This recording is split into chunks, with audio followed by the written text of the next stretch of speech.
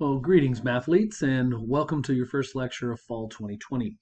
Um, so today, this week particularly, I'm going to keep it pretty light just because it's the first week. We're kind of getting a feel for all the stuff that's going on and how, and more importantly, we're getting a feel for how to do it.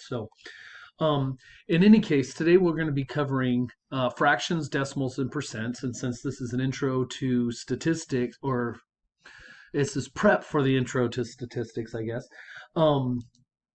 We're going to be needing a lot of these, right? That statistics is just completely filled with fractions, decimals, and percents. So you definitely have to have some control of this before you can start uh, dealing with statistics. So, in any case, let's go ahead. Yeah, we'll get started here. So the first thing we want to take care of in this whole oh, this works a lot better if I turn on the pen. Let's try that again. Okay. So in this fraction, decimal, percent, this whole cycle here, the first thing I want to talk about is actually going from fractions to decimals. And it's pretty straightforward. When you look at a fraction, like 5/4 or something like that, you have a numerator, you have a denominator, and then this piece right here is called the division bar. And it's called a division bar, not because of the fact that that's where fractions go for a drink. It's called the division bar because it's telling you to divide. And so what this actually means is to take 4 and divide it into 5. And so you have to remember how to do long division. Right? In fact, let me make that decimal point look a little more decimal pointy. So I can see from here, if I start dividing, 4 goes into 5 one time, right? And we go ahead and multiply. That gives us our 4 back. We'll go ahead and subtract that out. I get a 1 here. And if we were going after a mixed number, this would be your remainder. We would have 1 and 1/4.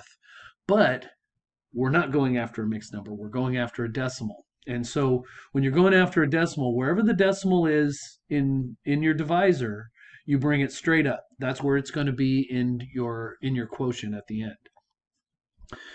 And then the other thing is you can add as many zeros as you need. Basically, you're going to keep doing this until you start getting zero remainders. So we're not going to need this many, but they're there if we need them. Okay, so this gives me something to bring down here. So now 4 will fit into 10 twice. 2 times 4 is 8. If I subtract that, I get a 2, and I still have one more 0 to bring down. You can follow this process indefinitely. 4 goes into 25 times, and if I multiply that, it comes out even. I get that 0 remainder, and that's what tells me I'm done computing the decimal. Okay, so it's really just long division that you have to do. And certainly by the time you get into stats and stuff, you're just going to be doing everything by calculator. Um, Now, the other thing that you might be asked to do, sometimes they just tell you, hey, write out the decimal. But I believe your homework tells you to round it to a certain number of decimal places. So let's take a look at one of those. Let's see here. Let's go ahead and get rid of this. Okay. So let's say I did, oh, excuse me. Oh, I don't know. Let's say we're going to round to 3.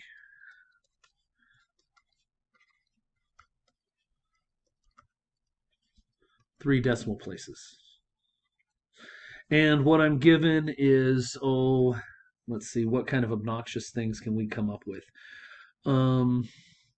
How about,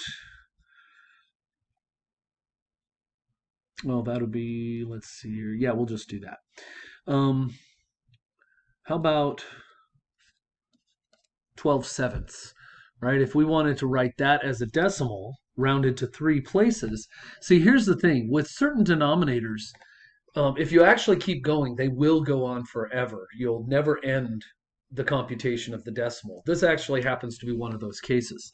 But that's why we're going to end up rounding it. If we round it, we don't have to worry about that. But it says round to 3 places. And if you remember the rules of rounding, I need to know what's in the 4th place to know where to round the 3rd place. So that means we have to go out to 4 places before we can decide on an answer here. So let's do 7 into 12.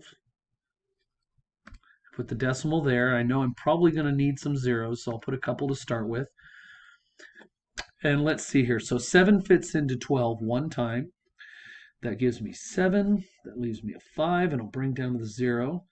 7 times 7 is 49, so that gets me right up against the 50. So that gives me 49. Oh, I'm going to run out of room real fast here. Well, we'll see what we can do. I'll start writing smaller, and we'll see what happens. So that gives me a 1, and I'll go ahead and bring that down. 7 fits into 10 one time with a 7. And let's see here. That's going to leave me with a 3. And if I bring this down, that's 0. 7 fits into 34 times. That gives me 28. So I'm at 3 decimal places, but I don't know if this stays a 4 or rounds up to a 5 until I get the next decimal place. So I'm going to need one more 0 here. I will bring that down. Well, actually, that one was there. That one was there. This one was there. There we go. This one's here. 7 fits into 20 2 times, and that gives me 14. I'm not even going to worry about the remainder because all I need to know is that is a when you round this, you look at the place you're going to round it to, which is this 4. That's the 3rd decimal place. You look one number to the right. If that number is less than 5, then you leave it be. So in this case, it stays a 4. If that number is a 5 or a number bigger than 5, then that 4 will turn into a 5, right? And so that's just rounding. So this is actually, my final answer would be 1.714. If I had been computing as I went and I ended up with, instead of a 2 here, let's say we had a 5. So 1.714, if I computed that next one to be a 5 when I round it, that means that this 4 turns into a 5, and we end up with 1.715, right? And so it all depends on what's in that next decimal place. Okay, so some of these can get a little wonky, especially the ones that they're called repeating decimals, where the decimal part goes on forever. So you only have to compute it one place past whatever you're rounding. Okay. Now let's see here. Let's go ahead and clear this off. Where's my button? There it is.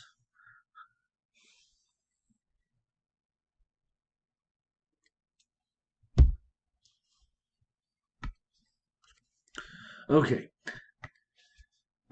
Okay, now the second part of this, the conversion between decimal and percent, this piece right here. That's real interesting, actually. It's one of those things where I actually like to start with the percent, and then we'll use what we learned from that to work backwards from the decimal. So first of all, if you look at the word percent, right? If I say, oh, I don't know, let's say I said 30%. The word itself actually tells you exactly what to do with it. You think about if you make $10 per hour.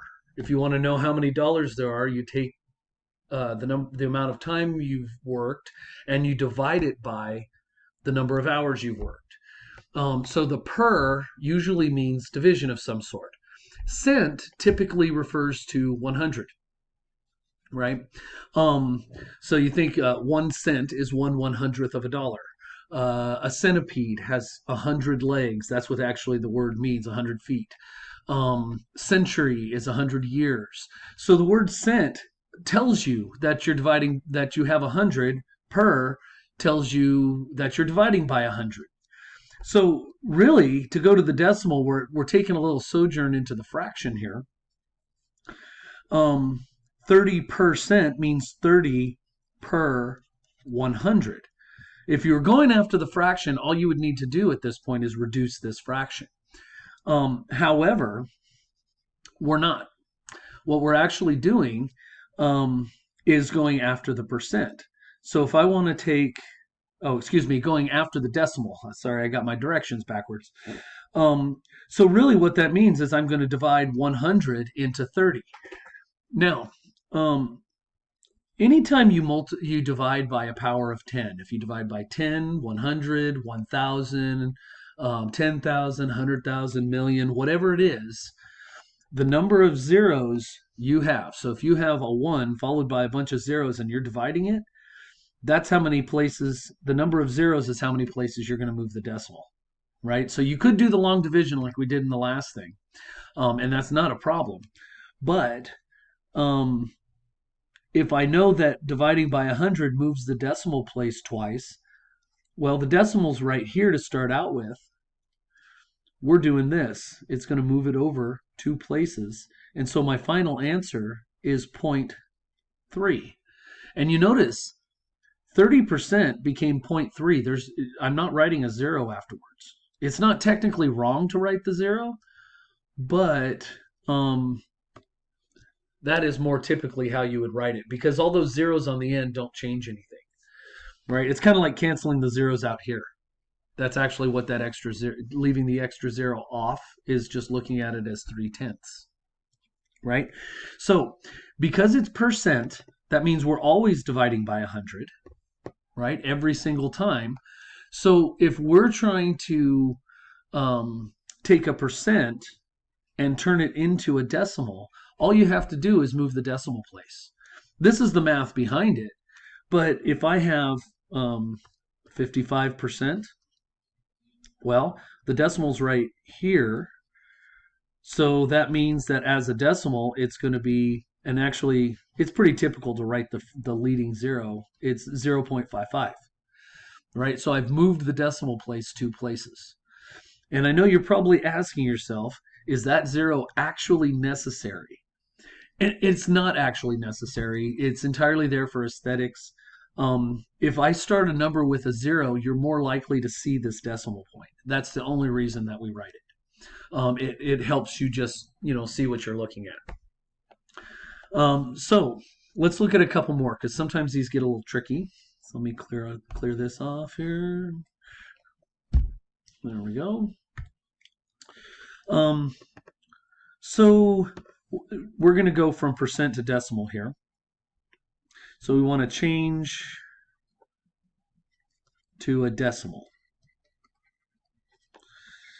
So let's say I have 4.1%, and I want the decimal for that.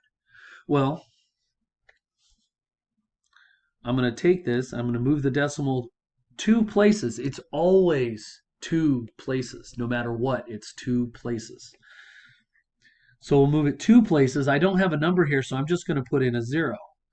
And that means that my new decimal's there. So this is now 0.041 as a decimal. And, you can put that leading 0 there if you want also. If I have 51.7%, if I want to write that as a decimal, I'm going to move the decimal place 2 to the left. So it's 0.517, right? If I have something bigger than 100%, and that certainly happens, if I have 312% and I want to write that as a decimal, it's the same thing. I'm going to move 2 decimal places, and so that puts me right there, which means that I have 3.12. Right? So it's always about moving 2 decimal places. And then if I wanted to work the other direction, I wanted to change to percent, right? Well, that just means I move the decimal places back the other direction. So if I move to the left to change it to a decimal, I'm going to move it to the right to turn it into a percentage. So if I have, I don't know, 6.1, and I want to change it to a percentage, That means, oh, wrong way. That means I'm going to move the decimal places 2 to the right, which gives me a 610%.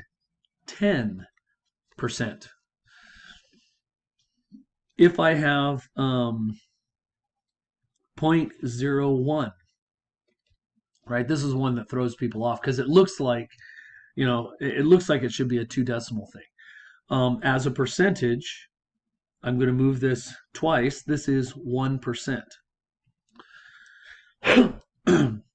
If I have something like 0.8, again, it's moving 2 decimal places to the right. If there's not a number there, you can always fill them in with zeros. So if I move 2 to the right, this is now 80%. Right? And so that's how we go back and forth between decimals and percentages. Now, what I want to do is see if we can put the whole thing together and take a look at some problems there.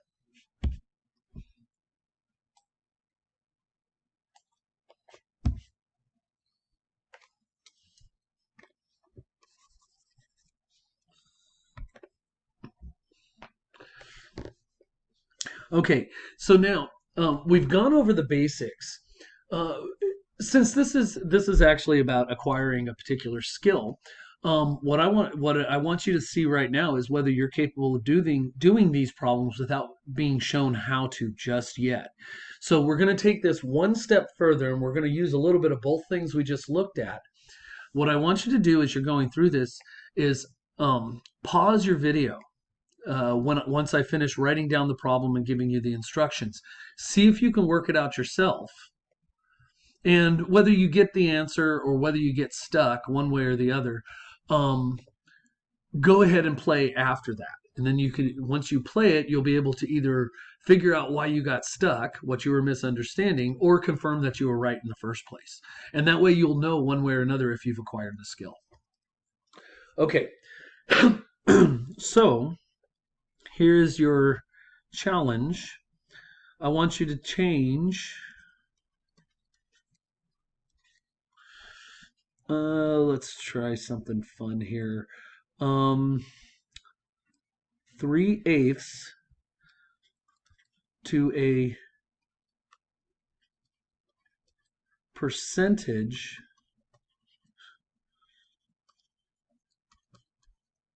rounded to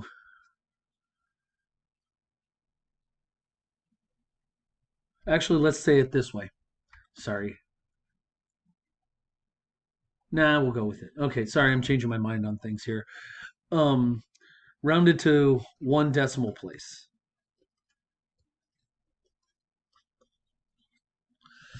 Okay, so see if you can do it by pausing it here.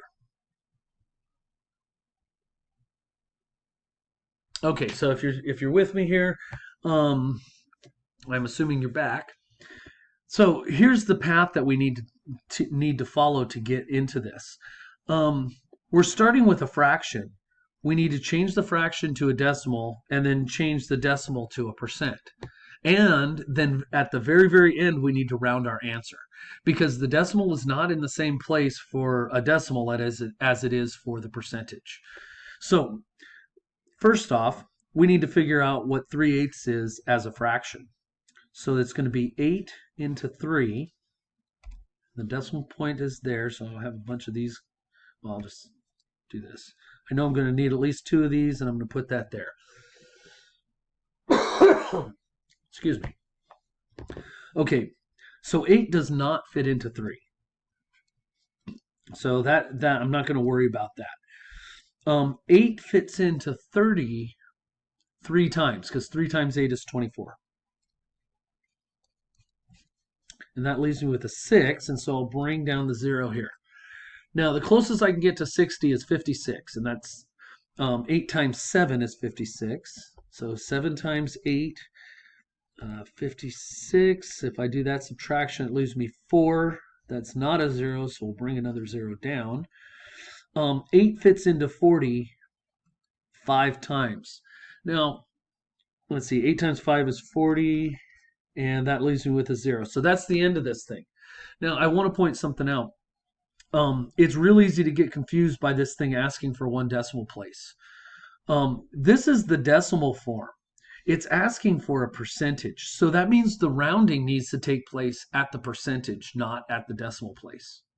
Right? So we're not going to worry about the decimal form just yet. We're going to change it to a percentage and then figure out how we need to round it. So I have 0.375. If I want that as a percentage, I move the decimal place twice to the right.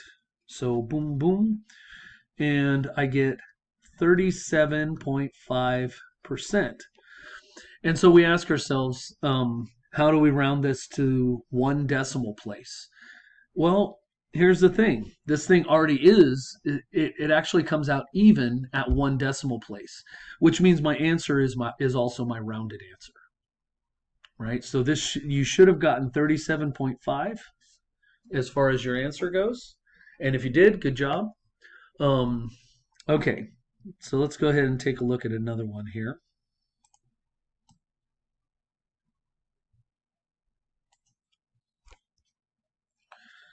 All right. Okay, so let's do the same thing. We're going to try to find the percentage. Oh, again, this is easier with an actual pen. Um,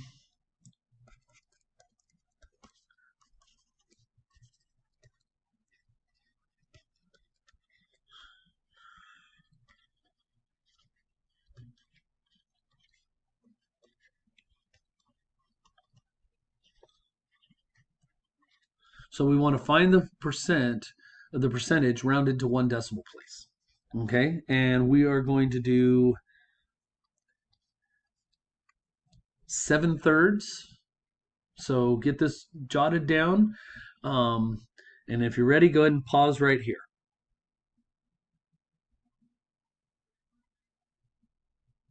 Okay, so let's go ahead and get going here. So I'm going to take the denominator into the numerator.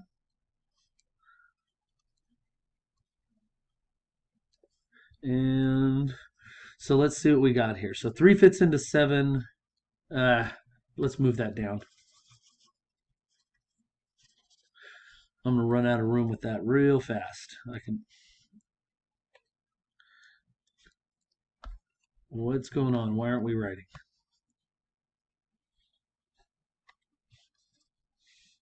Oh, the pencil's not selected. Okay, let's try this again. I know we can do this. So 3 into 7. There we go. So 3 fits into 7 2 times. That gives me a 6. I'll bring down the 1. I'll need a 0 here. 3 fits into 10 3 times. That gives me a 9. That gives me a 1 here. So I'll bring this guy down again. 3 fits into 10 3 times, and that gives me a 9. And I'll get a 1 and bring that down. And then, excuse me. Let's see, 3 fits into 10 3 times still. So that gives me another 9. I get a 1. And I think we can see what's happening here.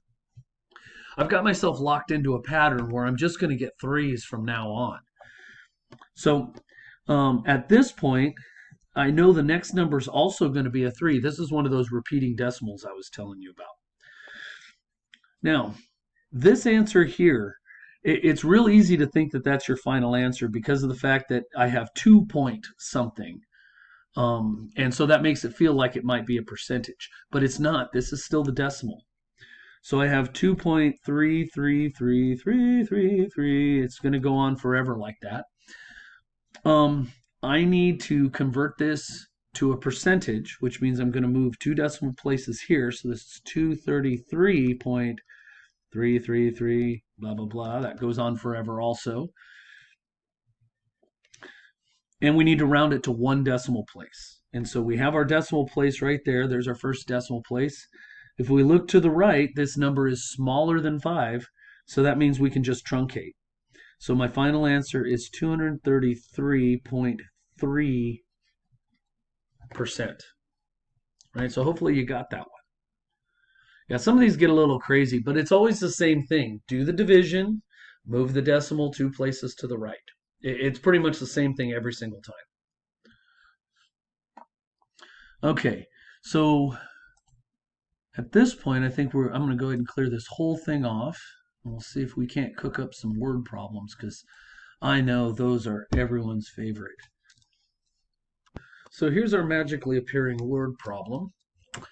And here's what I want you to do. I want you to go ahead and pause the video where it is. Um, read this over carefully. See if you can come up with an answer, and then we'll work it out together to see if you get the correct answer. Okay, so go ahead and pause it here. Okay, so now you're back. So let's take a look at this thing here. So Mr. Bryan has 30 students in a particular class. They have studied very hard, and on the last exam, 17 of them managed to earn an A. What percentage of the class earned an A? So we want to round our answer to the nearest percent.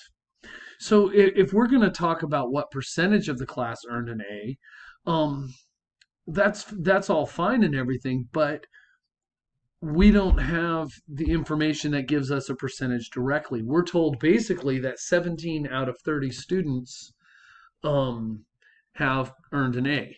Well, that's a fraction. 30 is the whole. Oh yeah, we got to switch this back to 30 is the whole. That represents the entire class. And the numerator, since we're only counting A's, there's 17 of those.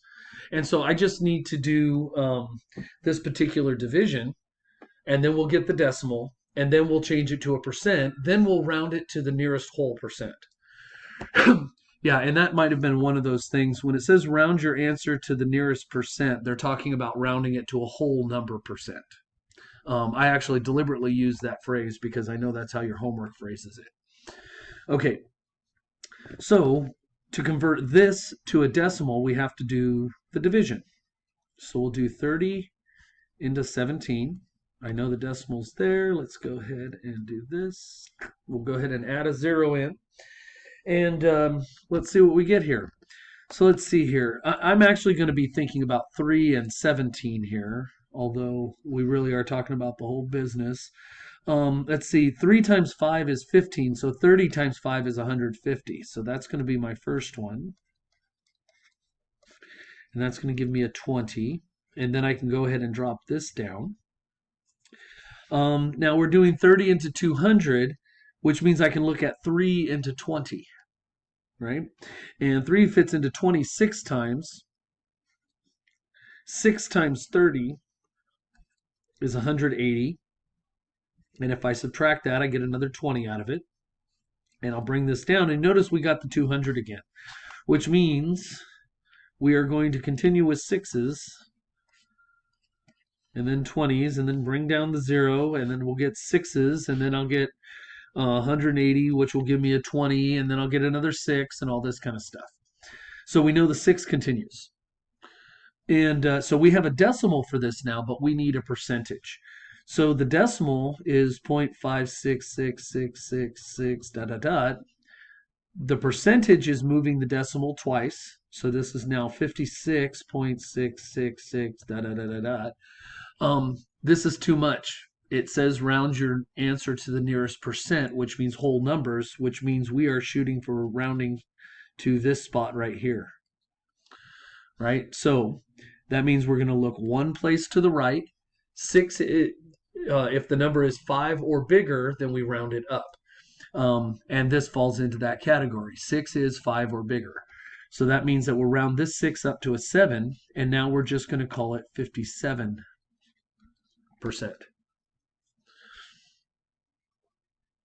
Oh, that feels awkward. This is normally the part where I go, are there any questions? But I know I'm not going to get them asked directly. So, all right. So let's go ahead and clear this off.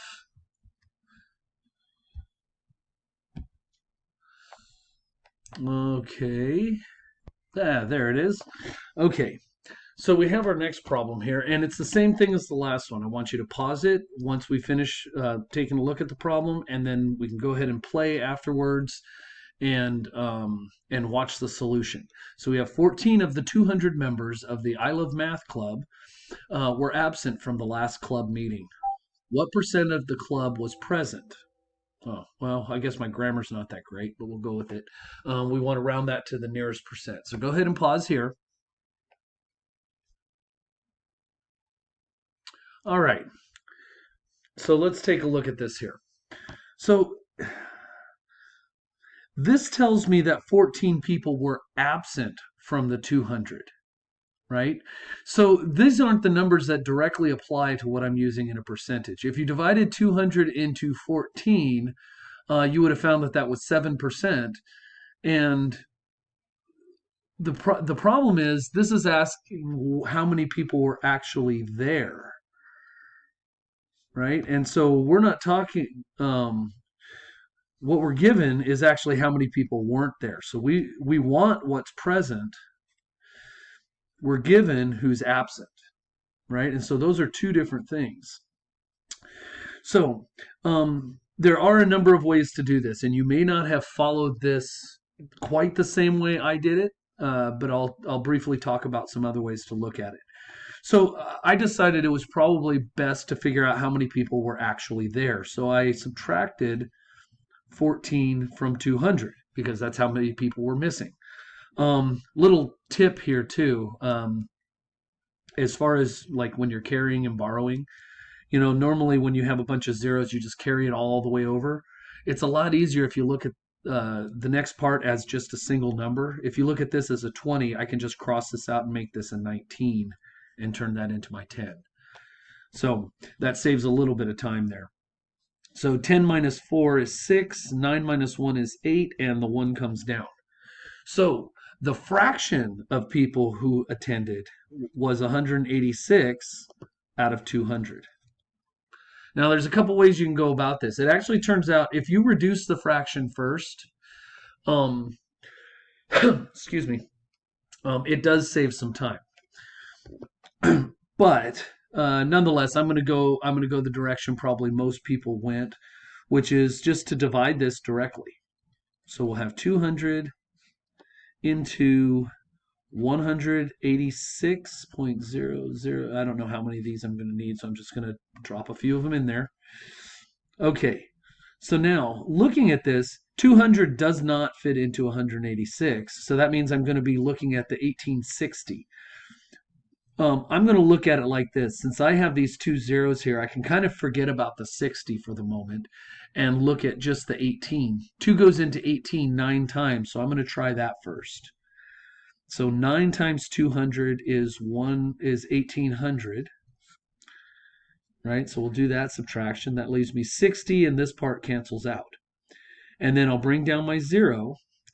200 fits into 600 3 times. And 3 times 200 is 600. So that's a 0, which means that the fraction 186 over 200 is equal to the decimal 0.93, and that's going to be equal to the percentage 93%. And it came out as a whole number, so we don't need to round anything in this case, right? And so that's what we got there. Now, talking about the other ways to do it. If you had looked at 14 over 200, what you end up with is 0.07 or 7%. You notice if I just subtract 7% from 100%, I get 93%, right? Because the people who weren't there added to the people who were there better be 100% of everything. So that makes things a little bit easier too. You might have had an easier time dealing with the 14 than with the 186. I don't know, but there's more than one way to do it. The other thing, and this is one I think is actually just kind of neat, because I noticed it. I wasn't thinking about it when I concocted this problem, but I was thinking about it when I looked at this. If I look at 186 over 200, and I divide the numerator and denominator by 2, I get 93 over 100. And you can see 93 per 100 is 93%, right? So that's another way to do it. So what I don't want you to lose here There are definitely ways to do this, right? There's definitely set ways, and if you want to stick to the ones that are in the book, that's great. But don't be afraid to be creative. Um, there's nothing wrong with trying to think of different ways to do it. It may take longer while you're working on it, but in the long run, other things start getting faster and faster as you go because of the way that you're handling it. Okay, so that concludes our lecture. Let's see here. Okay, we'll go back to this. Um, and yeah, so until next time, keep your pencils and your wits sharp.